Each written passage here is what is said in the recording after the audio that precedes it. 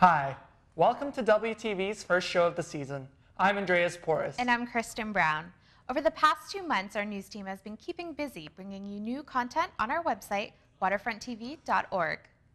We've got a new set, new faces, and new ways to connect with you. That's right. You can find us on Snapchat, Instagram, and Twitter at WTV Media.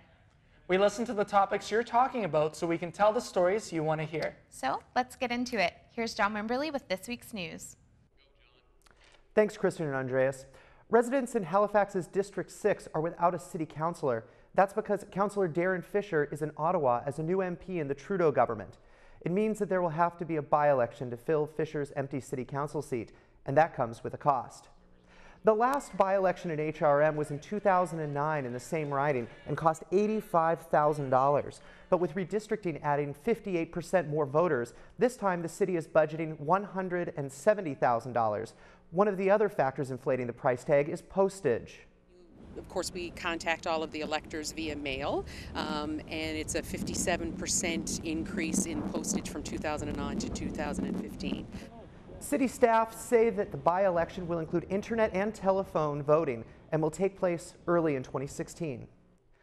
Until then, staff say residents in the area can contact the Councillor's Support Office if they have concerns that they would usually take to their representative. Earlier this month, a retired police investigator called for more resources to be put into solving cold case homicides in Halifax. Now, the daughter of a murder victim is speaking out about her frustrations with the cold case unit. I think I said, "Is he okay?" And then she said, "No." Yeah. It's a conversation Ashley Walsh will never forget. Her grandmother called to tell her that her father, Timothy Kelly, had been murdered. He was shot 3 times. Like once in the side of the head and twice in the chest. The shooting happened in December of 2009. Kelly was found lying on the ground in front of his home in West End, Halifax. His murder remains unsolved. Now it's called a cold case. He was 44 years old. The Halifax Regional Police Cold Case Unit was established 15 years ago. There are currently 59 cold case homicide files, including Kelly's. Not one has been solved. Walsh says she doesn't feel enough is being done, and she has questions about how the cold case unit operates. Do they work every day? Like, what is it that they're doing? Who's paying for this? Who's funding it? Like,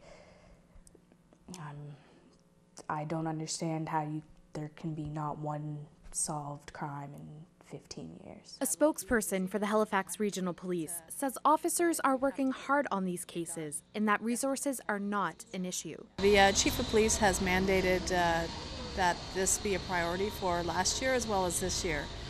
We do feel like we have adequate resources in place. Earlier this year, police added Timothy Kelly's case to a list where tips lead to rewards, up to $150,000. Walsh is hopeful that might lead to a break in the case and closure for her and her family. You kind of lose hope, but you always, in your heart, you always want to hope that you'll get the answers that you're looking for.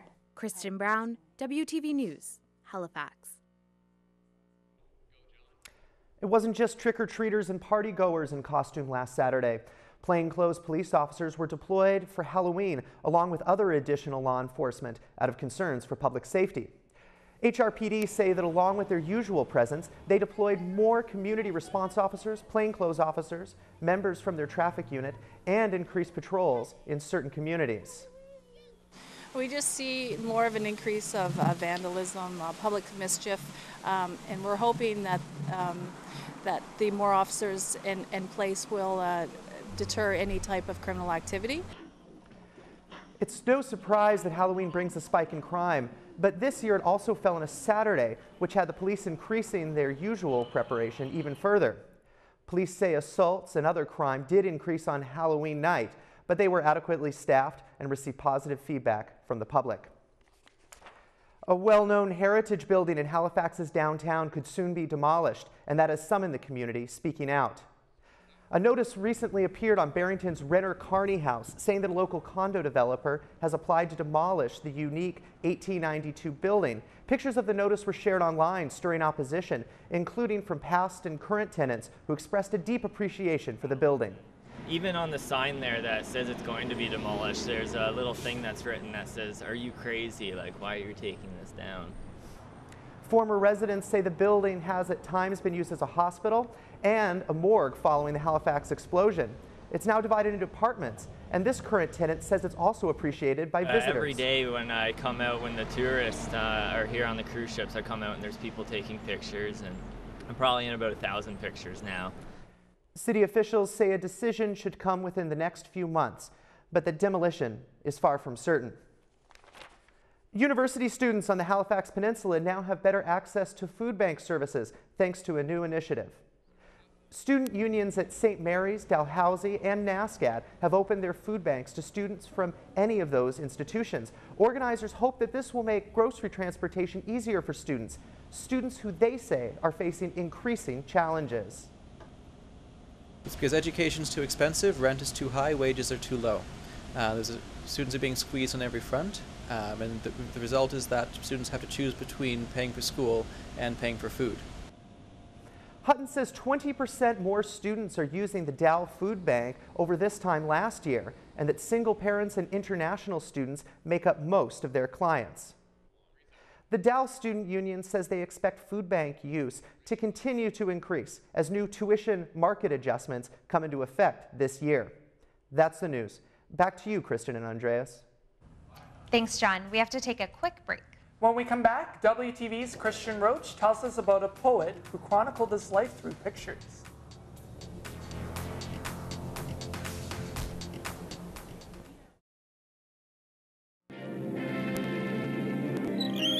And here it is, the greatest advance in television since color television itself.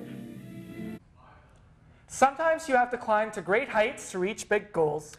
And over the weekend, Haligonians participated in a virtual Everest in support of arthritis. Alicia Shivakova is standing by with the story. Alicia? Living with a disease is easier when you know that others are aware of your pain and struggle and will climb a mountain for you. Virtual Everest is a fun challenge where people with arthritis and those who support them climb Citadel Hill together 80 times. It's going to hurt me today to get up and down this hill, but I'm doing it because it's important to bring awareness to it. Diane Blanchard has been living with arthritis for more than a decade. Sometimes it hurts her even to walk, but today she's determined to run. We don't tell people this, we suffer with this. Every day it's a struggle. I get up, I have a hard time even getting out of bed in the morning. 1 in 4 Nova Scotians is affected by arthritis. This event began in 2013 to support arthritis research and advocacy. Money raised also helps to run programs and services for people affected by the disease. It takes an awful lot of effort to raise those funds in order to maintain those programs. So, things like this are great initiatives to help us do that. Some participants got creative about the challenge. In order to get people to sponsor me, I promised that if I reached certain fundraising levels, I would run wearing a tutu and angel wings. And I had some very generous friends and family who donated for a very great cause, and so I'm here today dressed up. The past 2 events had more than 100 participants and hundreds of others donating and fundraising. It just makes me feel really good that they care that much to do this. This year, Virtual Everest raised $17,000. Next year, organizers are hoping to bring the challenge to other cities across the country. Back to you, Kristen. Thanks, Alicia.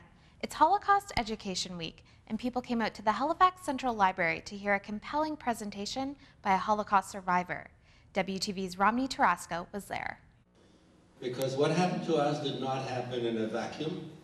It happened in the midst of the 20th century. Nate Leipziger is a Holocaust survivor. He survived Auschwitz-Birkenau as well as Dachau. He's been speaking about his experience for over 50 years. Our young people have to know what human beings are capable of. If we knew what people could be capable of, maybe we would have reacted differently. In the 1940s, Adolf Hitler and the Nazi Party committed a genocide. 11 million people were murdered, 6 million simply because they were Jewish. Leipziger says he remembers feeling abandoned by the world and hopes that presentations like his can stop history from repeating itself.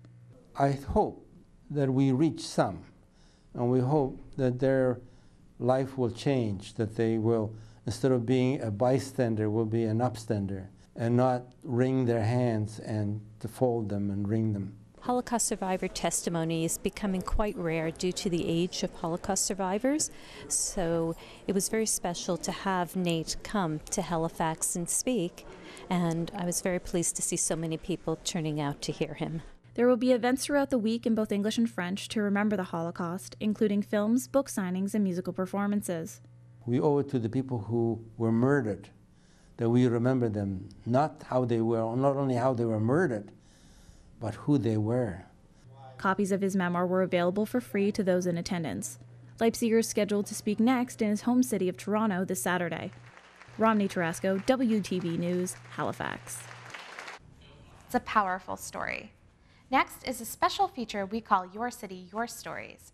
WTV's Ellen Coles introduces us to a coach who's been at the rink for 20 years.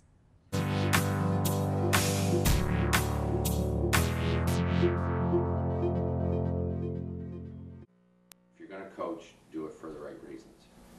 Graham Burgess has been a local volunteer hockey coach for over 20 years. He started playing hockey at age 5, and his father helped form a committee that built the Centennial Arena in Fairview in 1967. Burgess says because of the arena, more minor hockey leagues were created, allowing more kids to play. It's a real community arena. That's the way I look at the Centennial. But it's got a special place in my heart, as I'm sure a lot of youth from the 60s and 70s has a special place in their heart too. This year, Burgess has had to step back from regular coaching due to work commitments, but he's still helping with several skills camps. He's volunteered with every level of hockey, from Timbits to Senior AAA.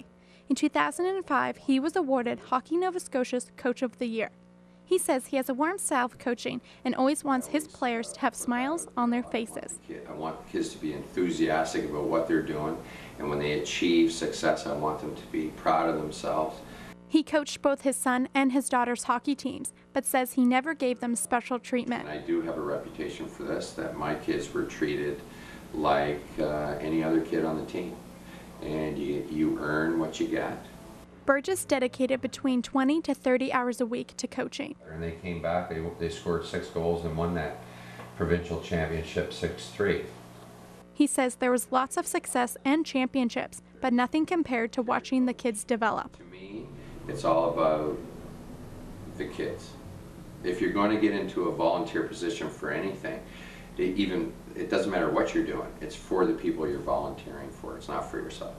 Ellen Coles, WTV News, Halifax. Cameras are everywhere nowadays, but that hasn't always been the case. Mount St. Vincent's Art Gallery is celebrating an artist who used pictures to document his life, long before the digital age. Christian Roach is standing by with the story. Christian? Thanks, guys. Famous beat poet Allen Ginsberg was known for what he did with a pen, but I went to the MSVU Art Gallery to see what he did with his camera through his life.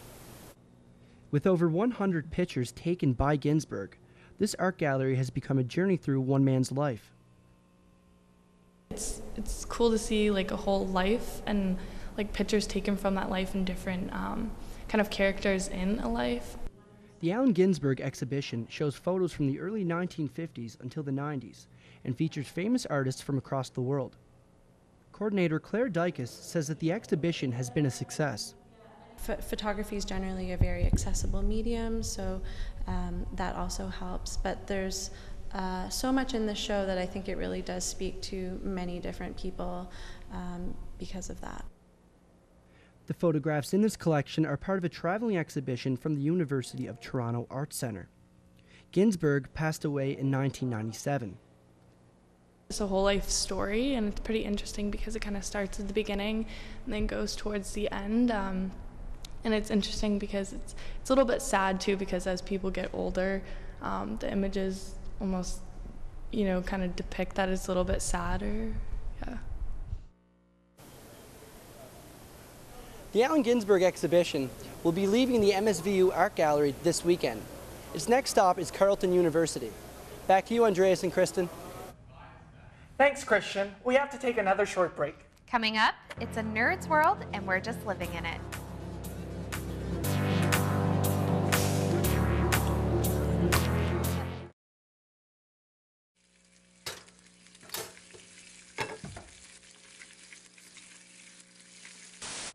Welcome back. A little-known community landmark is getting a rebuild. It's the Park Avenue Community Oven, and it's been cooking for the past 3 years. Organizers call it the best, worst-kept secret in Dartmouth. The Park Oven has been a fixture of the Dartmouth Common for the past 3 years. Dave Courtney has been using it since 2012 when he saw it on his way home from work. And I watched them build the oven from scratch. I was very curious as to what it was. Yeah. And I was, maybe a month or two away from building my own. Over the years, cracks have appeared in the oven, and organizers are using a portion of a $25,000 TD Friends of the Environment grant to rebuild. Before the teardown, organizers hosted a workshop on building materials. We've learned a lot over the last 3 years of how we're using the oven, and this is an opportunity to make it even more purpose-built to how it's grown over the last few years. It is generally a mixture of clay, sand, and straw, and built in a number of layers. And it's a super strong material. It's been around for thousands of years. Volunteers got to work using chisels, hammers, and their own hands to take the oven apart. The covering was carried to a nearby tarp and crushed into smaller pieces while the brick was cleaned. Almost all of the materials will be recycled into the new oven. Learning how to make them work is more to the point, right? You get to learn how things work. Now the base is all that remains. A new set of bricks will be laid down and a layer of insulating material will come after that. The project will be finalized next spring when the last layer of material will be put on. I might have to check it out once it's rebuilt. I'll join you. All right. It's become a WTV tradition for the first years to host their own segment. And didn't you host the first one last year? I did, and we've come a long way since then. Let's see what our first year radio and television arts students have in this week's entertainment. Take it away, guys. Thanks. Okay, Halifax, are you ready to rock and roll? Well, we've got 3 big names coming to town this week. All-star Canadian rockers 3 Days Grace are set to play the Halifax Forum on Monday. Show starts at 8 p.m. You can find tickets online at halifaxforum.ca. This is a 19+ event. And if you're looking for something a little heavier, Judas Priest is bringing their Redeemer of Souls tour to the Scotiabank Centre Wednesday. Tickets can be purchased at ticketatlantic.com or by phone at 451-1221. And for blues fans, Nova Scotia natives Matt Minglewood and Sam Moon will be playing the Schooner Room at Casino Nova Scotia for their Full Moon Minglewood Rising Tour. The show takes place next Friday at 8 p.m. Once again, tickets can be purchased on ticketatlantic.com. Looks like there's a little something for everyone this week. Back to you. Thanks, Cadence. Nerd culture is on the rise around the world. And Halifax hosted Atlantic Canada's sci-fi community this past weekend. Morgan Jessam has more. Because it's a nerd's world and we're slowly taking over. And this weekend, thousands of them took over the World Trade and Convention Center for Who is that, Halifax, Morgan Jessam? the biggest sci-fi convention in Atlantic Canada. With attendance on the rise each year, sci-fi lovers like Adam Lamb say they're feeling more accepted. Being a geek, you were made to feel like you had to hide it, and now it's become accepted, and not just accepted, but celebrated. HalCon runs for 3 days and features vendors, games, panels with sci-fi actors, and even a chance to see a real-life duel. When the convention began in October 2010, attendance was around 1,500 people. Organizers had to move to this larger venue and attendance doubled to almost 4,000. This year, organizers expect that number to double again. Mark Potier is part of a role-playing group that's been a sponsor of HalCon for 4 years. He says he's seen the crowd grow. Pop culture has been kind of permeated by nerd culture, so years ago it used to not be cool to be a nerd and it was kind of the frowned upon thing, but now there's so many shows and things that have come up that have become part of pop culture. With the popularity of superhero movies and the evolving world of video games, the sci-fi train isn't slowing down. Geeks and nerds alike now have a sense of community. I feel like all the people here, they're just so welcoming and they get it, and we don't feel like outcasts anymore. HalCon organizers say they'll be looking for even more space for the future, proving that it's finally cool to be a nerd. Morgan Jessam, WTV News, Halifax. Star Wars? Yeah, sci-fi is growing on me, but you won't see me with a lifesaver anytime soon. Lightsaber. Exactly. That's all for us at WTV. We have more web-exclusive content at waterfronttv.org. And don't forget to follow us on social media at WTV Media. Have a good night.